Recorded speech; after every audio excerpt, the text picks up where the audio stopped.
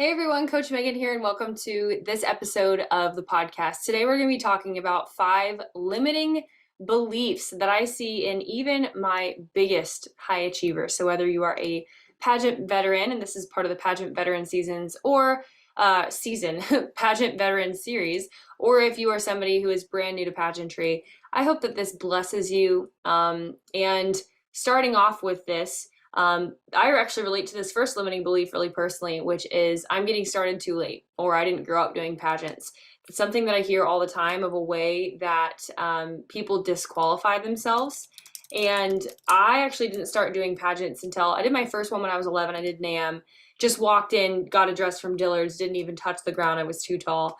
And I remember I wore my hair in like a nun bun on the top of my head and didn't place. Then I did NAM again, which I totally forgot about till recently, when I was like, I don't know, 15 maybe, and got first runner up to state. And I did ANSO when I was like 14 and won that, got top 10 at nationals. But then I took like a million years off and did Miss Nebraska, which I would later win when I was 20, turning 21. And I remember I had all these limiting beliefs, which I'll define that really quick. A limiting belief is a state of mind or belief about yourself that restricts you in some way. These beliefs are often false accusations you make about yourself that could cause a number of negative results. They normally start with statements like I can't, I'm not, I'll never, I don't, things of this nature. And I think it's really important to ask yourself who's saying that and where did that come from. I ask my clients that a lot, where I'll say, who's saying that? And unfortunately, well, sometimes it's themselves, but unfortunately, a lot of times they can actually pinpoint exactly who's saying that. And it could have been a cheer coach growing up, it could have been a father, it could have been your mom who was just really hard on you your whole life, could have been a teacher, could have been whoever. But I would say actually more often than not, it started with somebody else, and then we adopted it into our personal mentality. And as a high achiever and somebody who wants to win in life, win in pageants, and create a legacy for yourself, it's really important that we identify what these limiting beliefs are, because if you can't identify them, you can't get rid of them.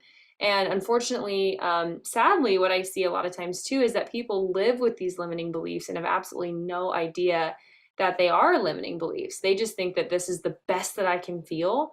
And they have no idea that there's a whole extra world out there of feeling amazing from the inside out, loving yourself, feeling confident, being able to communicate without social anxiety, and getting through a day without the mental anguish of overthinking everything that you say and do.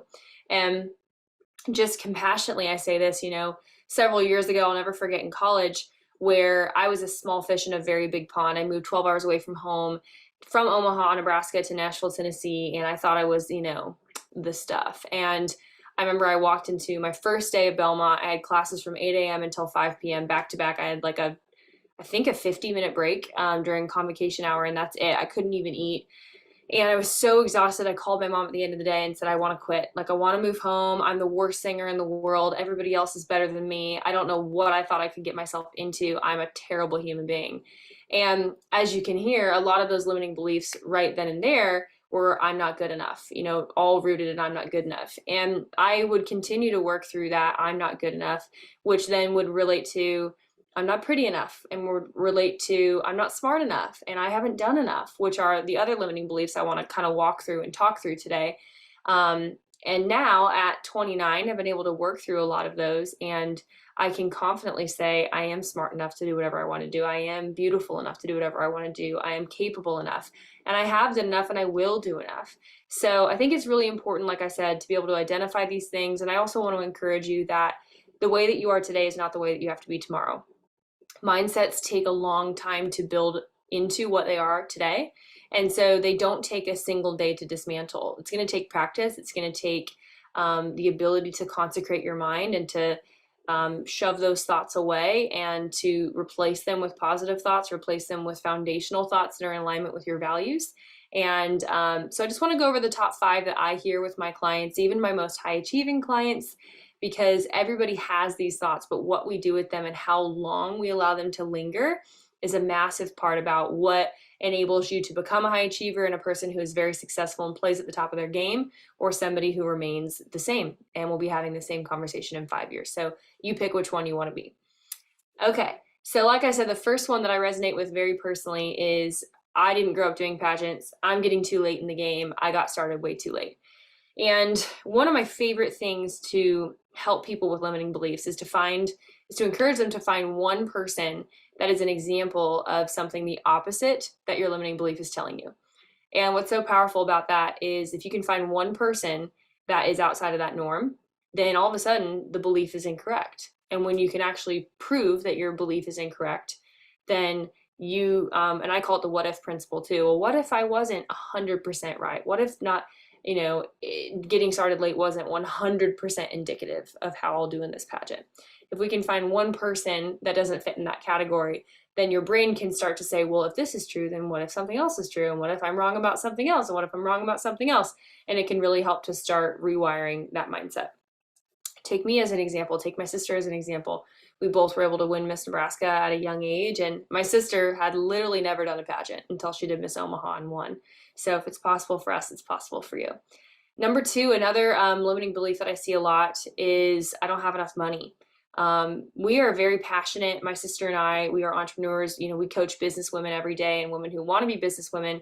And most recently, even just started coaching our first pageant woman turned business woman that was a former pageant client of ours. And we're very, very excited about that and to help her grow her business to multi-six figures in 2 years or less, which is our goal. And on track for our goal of helping 1,000 pageant women by 2033, which we're just jazzed about. And so I hear this a lot, and I put my entrepreneur hat on. And one of the things that we do inside of the Powerhouse Club, one of our 12 categories that we work on throughout the course of the year is how to make money as a title holder.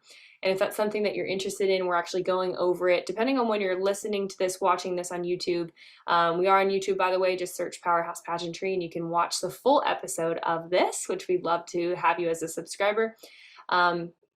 We see this every day, and we teach this inside of the Powerhouse Club because it's super important. We're teaching this in August. Yeah. So if depending on when you're watching this, we're doing a full month on contracts, on how to send cold DMs, cold email scripts, how to talk to people, how to close the deal, how to get paid as a public speaker.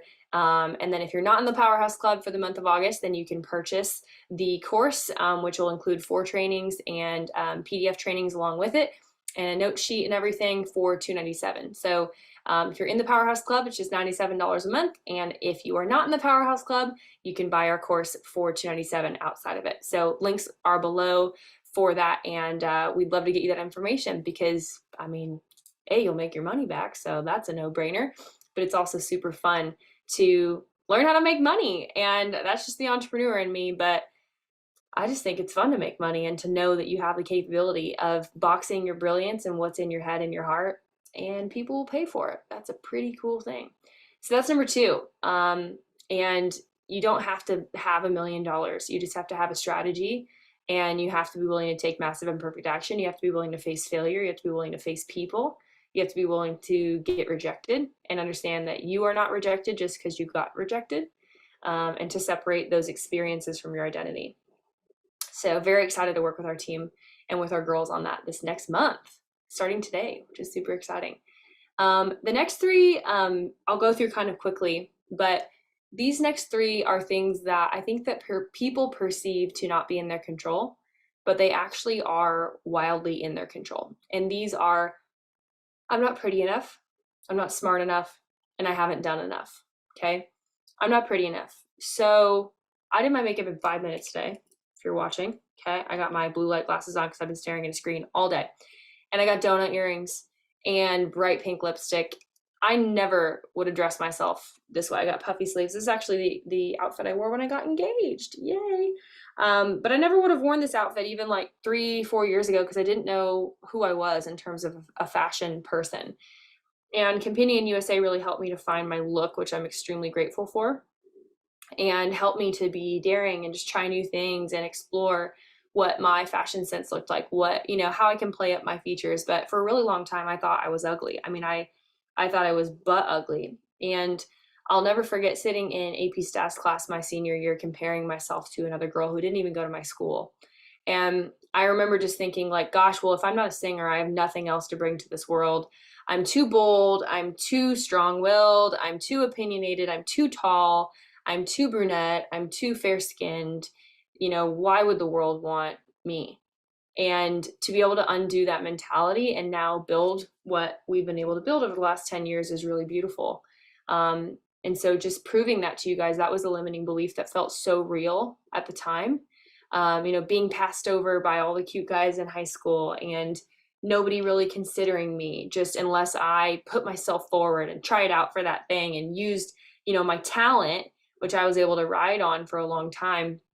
But I second guessed everything that I did. I mean, in high school, I still have moments where I'll replay conversations where people tried to embarrass me or told me that I should have been embarrassed for something that I did. And that's been something that I've had to work through over the years, is not to question my initial instincts, and obviously be refining and all these things. But it's a double-edged sword, or two sides of the same coin, of pursuing greatness.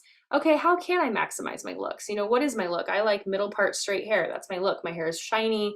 I like dyeing it dark brown. It makes me feel beautiful. I like, emphasizing my eyes because I have big eyes and big lips. Not so much emphasizing my ears because I have big ears, and kind of finding my look. I like bold colors. I'm a winter, all these things. That made me feel beautiful. And so this limiting belief of I'm not pretty enough, I always think that people can do things with their fitness, their nutrition, drinking more water.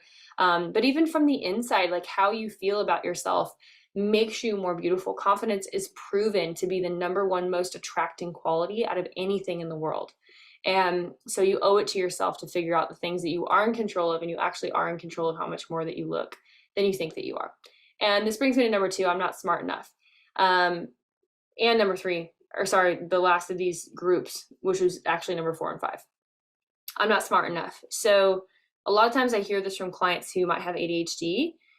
They might have a short attention span. They aren't traditionally smart or traditionally educated.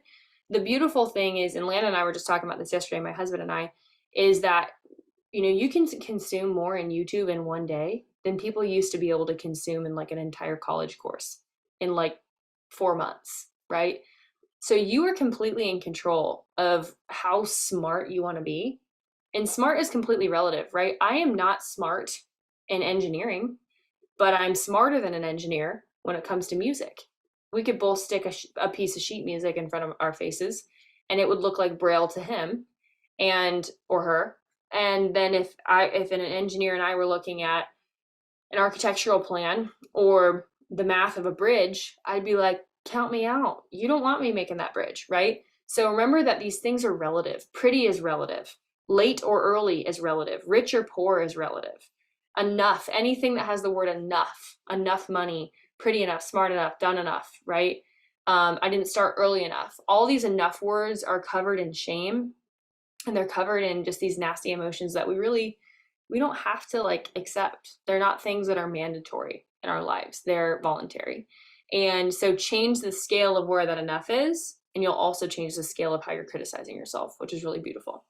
And this brings us to the last one. I haven't done enough. So I would say that in terms of who we see, there's 2 major kinds of avatars. There's one kind of client that's done so much, but there's not heart and there's not a why behind a lot of it. So sometimes we have to actually pare down what they've done and help them reconnect with the heart and less of the head, of like enough. But that person can even think that they haven't done enough, but really they're just not connected to what makes them feel the significance of the things that they've done.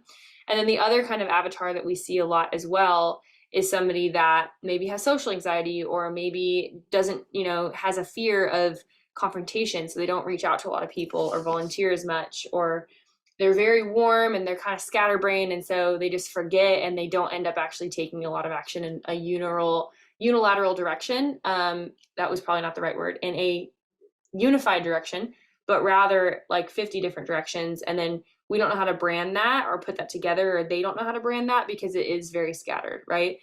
So with that just comes the intention of maybe having a coach, maybe join the Powerhouse Club, and getting that recurring person in your life that's supposed to act as those bumpers for you. So whether you're a business person and you need someone kicking your butt once a week to do lead gen, or finish your VSL, or set up your CRM, or practice your sales script with yourself in the car, right? Or whether you're a pageant person and you just need somebody to give you guidelines on, is this paperwork good? Is my walk good? Do you think my platform makes sense? That's why we have coaches and consultants in our world, because there is a limitation to what you know right now in this very moment. And, I was just talking with a multimillionaire yesterday, and Landon and I were so grateful because I was talking about how I felt like he knocked 20 years off my learning in like a moment, because I was willing to listen. And I just said, tell me what I don't know. Tell me what you wish you would have known when you were 29. And let me tell you, he gave me the best advice I've ever seen in my life, I've ever received. And it literally made me want to drop everything and just go do what he told me to do, because it will expedite Landon and I's success massively, about 20 years, in terms of just wealth and income and the legacy that we want to be able to leave and how we want to give back. And I'm interested in that, right? So being in the room where it happens, you guys are going to hear me say that a million times. It's why we started the Powerhouse Club. It's why we're launching the Powerhouse Club this month with how to make $10,000 or more over the course of your year, which both Allie and I did as Miss Nebraska. And if you're interested in more of these tools and you want the best community, the best club in the world with all the club perks of getting all of these courses every single month for free, monthly challenges, the community, the app coming out later this year, all this fun stuff, then make sure you click the link below. It's pc.powerhousepageantry.com, and you guys can join the Powerhouse Club and learn all about it. There's some fun perks if you purchase annually. You'll get 2 months for free and a bonus course with Camille Schreier, Miss America 2019-2020, and also lessons from Asia Branch, Miss USA 2020, teaching you how to prep for nationals, why you think they won, and what the organizations are looking for. So we've given you all that for free. You'll save about $700 of value that way. Otherwise, as always, you can purchase month to month for $97. So super excited, y'all. Keep rocking on the podcast. If you have any questions, feel free to DM us on Instagram at Powerhouse Pageantry, and we'll see y'all next week. Bye. Hey guys, Coach Megan here, and thank you so much for listening to this episode of the Powerhouse Podcast. We're so honored to have you wherever you are, near or far away from the great metropolis of Omaha, Nebraska, where we are from. We are so proud to be your virtual coaches. If you could just share this with a friend that you feel like needs to hear this today, give us a 5-star review if you haven't already, and click that link below in our show notes. We promise we are the nicest people, and we'd love to meet you, and we'd love to figure out if you're a good fit for our programs, or make a suggestion for a different coach, different consultant, different person that's a professional in their field that can help you. We're not territorial about needing to coach every person in the world. We just want you to find your right fit so that you can make your dreams come true and unlock the winner within you. Anyways, just wanted to encourage you guys in that today. Again, leave us a review, DM us on Instagram at any of our handles, and with that, we'll see you guys next week.